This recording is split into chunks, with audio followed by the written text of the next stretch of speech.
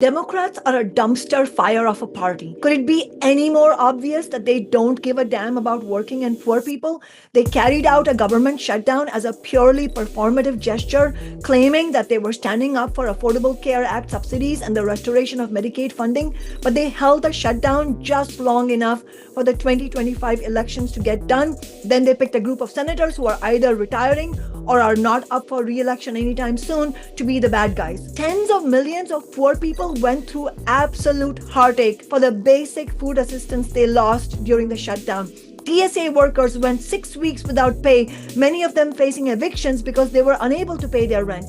And no, the Democratic Party politicians did not cave in to Trump and the Republicans because they lack a spine. As the great American socialist Eugene Debs said in 1912, the Democratic and Republican parties are not opposed to each other on any question of principle.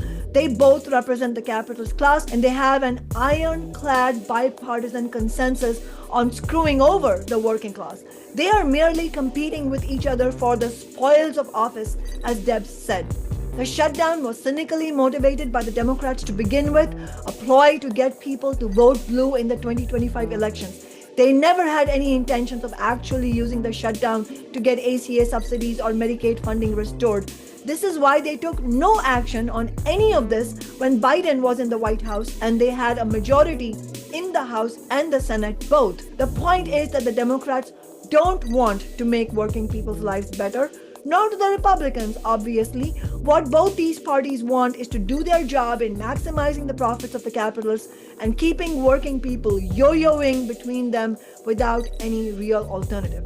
Which is why my independent revolutionary socialist congressional campaign is so crucial.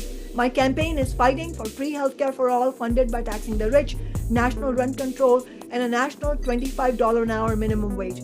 We are fighting for an end to the genocide in Gaza, for a permanent end to all US military aid to Israel, and to the brutal occupation of Palestinian lands. When I was on the Seattle City Council for a decade, we commandeered the city's political agenda and won unparalleled victories, defeating the Democrats for the working class.